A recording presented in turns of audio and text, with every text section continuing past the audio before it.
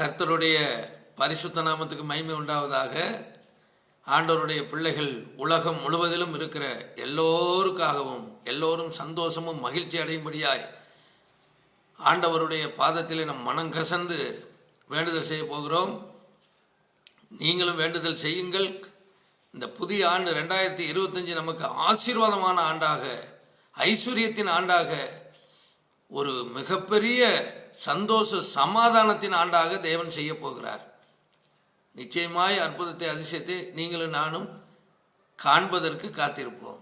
உலகம் முழுவதும் இருக்கிற ஊழியர், போதகர், சுவிசேஷர்கள், ஆண்டவருடைய நாமத்தை மைமைப்படுத்துகிற ஒவ்வொருவரையும் ஆண்டவருடைய கரத்திலே ஒப்பு கொடுக்கிறேன். கர்த்தர் பெரிய காரியத்தை செய்வாராக. ஆமென். 1 ராஜாக்களின் புஸ்தகம் 8வது அதிகாரம் 28வது வசனம், 29வது வசனம். நியாயாதிபதிகள் 16வது அதிகாரம் 28வது வசனம். அதே போல் யாத்ராகமம் 15வது அதிகாரம் 22, 25 வசனங்கள். 1 சாமுவேல் 1வது அதிகாரம் 10வது வசனம். மார்க்கு 16வது அதிகாரம் 72வது வசனம். லூக்கா 22வது அதிகாரம் 62வது வசனம். மத்திய 26வது அதிகாரம் 75வது வசனம். ஏசாயா 38வது அதிகாரம் 2வது வசனமும் 5வது வசனமும். யோனா 2வது அதிகாரம் 1வது வசனமும் 4வது வசனமும். சங்கீதம் 73வது அதிகாரம் 21வது வசனம். லூக்கா 7வது அதிகாரம் 44வது வசனமும் 47வது வசனமும். இந்த வசனங்களை எல்லாம் நாம் வாசித்து பார்ப்போமானால் இதில் என்ன ஒரு பெரிய அதிசயமும் அற்புதமும் இருக்கிறது என்று பார்த்தால், கர்த்தரை நோக்கி, கர்த்தரை தேடி, கர்த்தருடைய சமூகத்துக்கு போய் நாம் ஆண்டவருடைய பாதத்திலே மனம் கசந்து, ஆண்டவரே உலகம் முழுவதும் இருக்கிற ஊழியர்களை ஆசீர்வதிங்க, என் குடும்பத்தை ஆசீர்வதிங்க, என் பிள்ளைகளை ஆசீர்வதிங்க, இந்த ஜனங்களை ஆசீர்வதிங்க, இந்த ஊரை ஆசீர்வதிங்கள் என்று நம்ம கேட்கும் பொழுது தேவன் மனம் கசந்து ஜெபம் பண்ணுகிற பிள்ளைகளுக்காக அந்த தேசத்தில் தூதர்களோடு அவரும் வருவார். தூதர்களை அனுப்பி அற்புதத்தை செய்கிறவராய் இருக்கிறார். கர்த்தர் நல்லவர். அதே போல் உங்களுடைய குடும்பத்துக்காக, என்னுடைய குடும்பத்துக்காக நம்ம மனம் கசந்து ஒரு காரியத்தை அவரிடத்தில் கேட்கும் பொழுது தேவன் அந்த இடத்துல அற்புதத்தை செய்ய வல்லமை உள்ளவராய் இருக்கிறார். ஆமென் சொல்லுங்க. இப்போ உங்களுக்காக, உங்கள் கணவர், உங்கள் மனைவி, உங்கள் பிள்ளைகளுக்காக, உங்கள் பேர குழந்தைகளுக்காக, உங்கள் தாய் தகப்பனுக்காக, உங்கள் தேசத்துக்காக நீங்கள் மனம் கசந்து ஆண்டவரிடத்தில் ஏதாவது ஒன்று கேட்போமானால், கேட்பீர்களானால் நிச்சயமாக நம்ம அற்புதத்துக்காக காத்திருப்போம். அற்புதத்தை தேவன் செய்ய காத்திருப்பார். ஆமென். அப்போ தேவன் நல்லதை செய்ய வேண்டும் என்று நினைக்கும் பொழுதே அவருடைய கிருபையும் அவருடைய சத்தியமும் உடனே அந்த இடத்துல இறங்கி வருகிறது என்று நீதிமொழிகளில் நம்ம வாசிக்கிறோம். அப்படியாக தேவன் உங்கள் மேலேயும் என் மேலேயும் அளவில்லாத அன்பு வச்சிருக்கிறவர், அளவில்லாத பாசம் வைத்திருக்கிற ஆண்டவர், அளவில்லாத கிருபை வைத்திருக்கிறவர், அளவில்லாத கிருபை, அளவில்லாத அன்பு, அளவில்லாத இரக்கம் வைத்திருக்கிறவர்.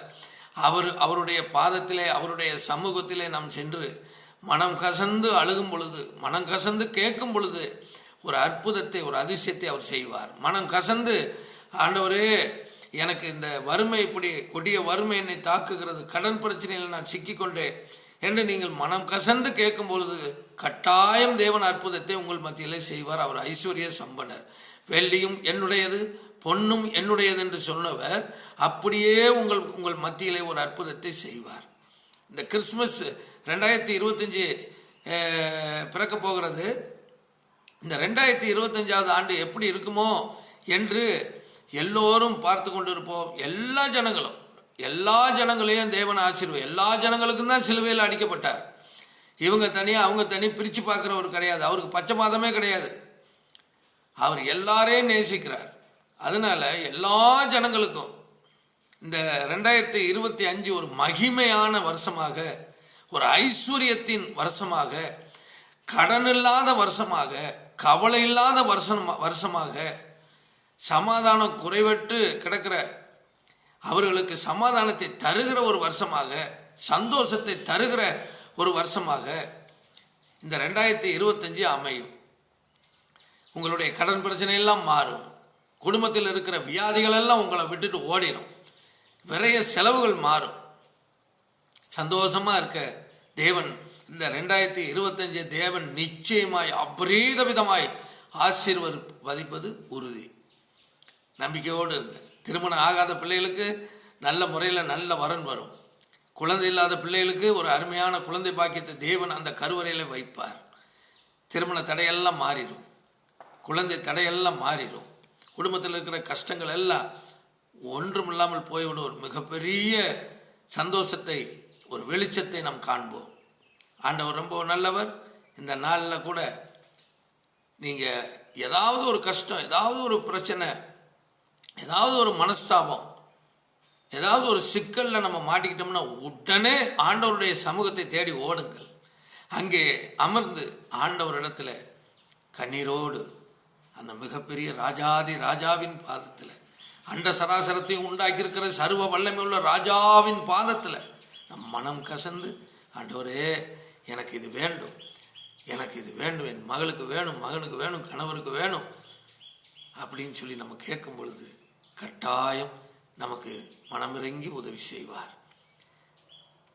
நீங்கள் எந்த சூழ்நிலையில் நொந்து உடைந்து மனவேதனையோடு கிடந்தாலும் தேவன் உங்களை ஆசீர்வதிப்பார், உங்களை வழி நடத்துவார், உங்களுக்கு ஒரு புதிய வழியை திறப்பார், ஒரு புதிய வாசலை திறப்பார்.